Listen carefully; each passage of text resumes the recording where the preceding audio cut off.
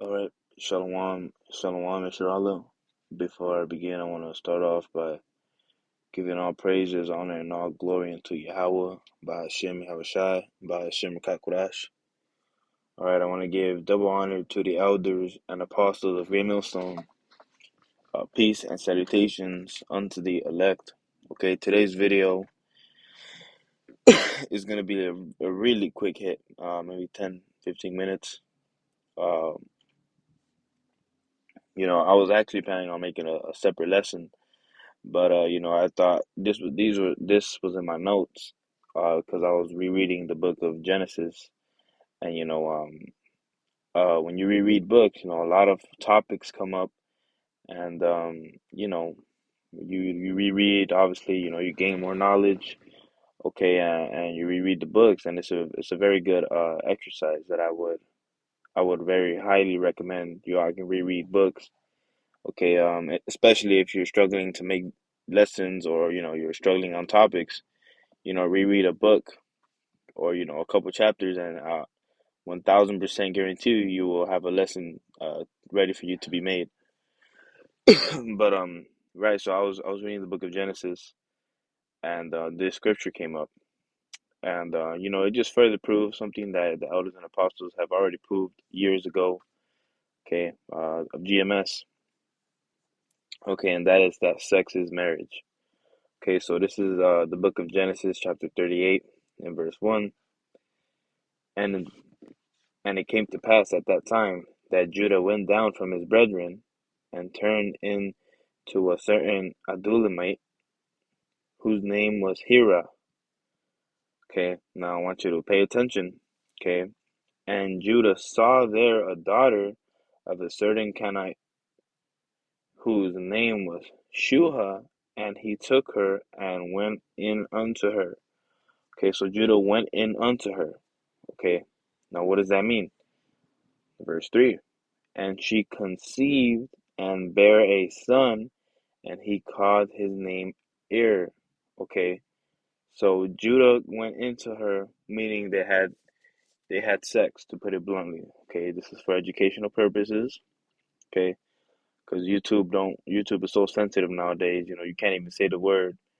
Before YouTube be uh trying to take down your videos. So this is for educational purposes only. Okay, so, verse 4, and she conceived again and bare a son, and she called his name Onan. Okay, and then it says in verse 5, and she yet again conceived and bare a son, and called his name Shelah, and he was as she Chezib when she bare him. Okay, now uh, I want you to pay attention to this. And Judah took a wife for Ir, his firstborn, whose name was Tamar. Okay, and it says, and Ir, Judah's firstborn, was wicked in the sight of the Lord Yahweh Bashem Shai, and the Lord Yahweh Bashem Shai slew him.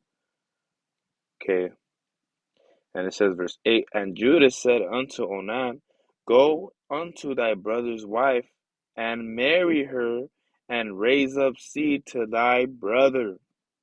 Okay, marry her. What does it mean when you raise up seed? Okay, what does that mean? All right, when when you uh when you raise up seed, you have sex and you conceive into her. You release your semen unto her vaginal region. All right, in her vagina. Okay, that's how sex. That's what sex is. That's how you conceive. Right. So it says, and Judah said unto Onan, go in unto thy brother's wife and marry her. When you marry someone, what does that mean? Is marriage. So sex is marriage. Okay, sex is absolutely marriage. All right, and you have it's very easy, to see, man. I hope this is very, plain to see, man. Let me grab this. Okay, And if this isn't, plain enough, I don't know what to tell you, man. You got some demons on you. You got a blanket over your head, man. You can't see. Okay.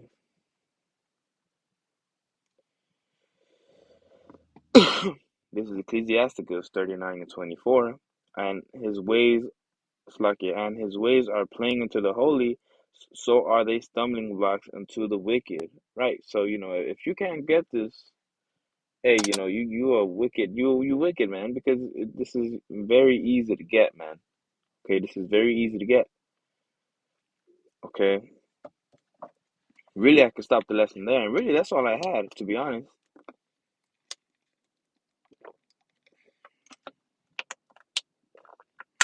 That's all I had. But, Jake is stubborn, man. So let me see how much more meat is on this. And Onan knew that the seed should not be his. And it came to pass when he went in unto his brother's wife. Okay, like we said, when he went in unto his brother's wife, that means to have sex. Okay, that he spilled it on the ground, lest that he should give seed to his brother. Okay, and it says, and the thing which he did displeased the Lord Yahweh Ba'ashem Yahshai, wherefore he slew him also. Okay. Mm.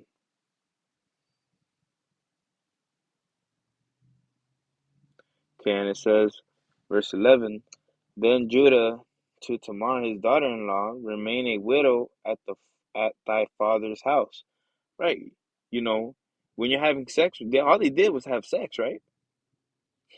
All they did was have sex. So what does that tell you? If she's a widow, that means your husband was either killed. No, that's all it means. Your husband was killed. So, if she was a widow, they didn't have a marriage. Okay, they didn't go out and, go to this, that. They had sex. Okay, and she was a widow. Why? Because, her husband died. The Lord slew them. Okay, so it says, then said Judah to Tamar, his daughter-in-law, remain a widow at thy father's house, till Shelah my son be grown. For he said, lest peradventure he die also, and his brethren did. And Tamar went and dwelt in her father's house. Okay, and it says, and in process of the daughter of Shua, Judah's wife, died, and Judah was comforted, and went up unto his sheep shearers to Timnath, he and his friend Hirath the Abdullamite. Okay, so it says, 13, and it was told Tamar, saying, behold, thy father-in-law goeth up to Timnah to shear his sheep. Verse 14, here's the point, or, another point. And she put her widow's garment off from her, and covered her with a veil, and wrapped herself, and sat in an open place, which is by the way to Timnath. For she saw that Shelah was grown, and she was not given unto him to wife. Right. What does that mean? Given unto him to wife. Okay, that means they were ordained to have sex, as you heard, as we read earlier. Okay, and it says, then when Judah saw her, he thought her to be an harlot, because she had covered her face. Okay, oh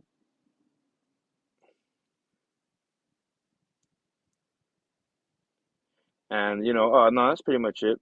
Okay, that's all I wanted to get. Okay, so like I said, this lesson was gonna be a really quick hit. I didn't have much. Okay, all the other things, the elders and apostles already brought out.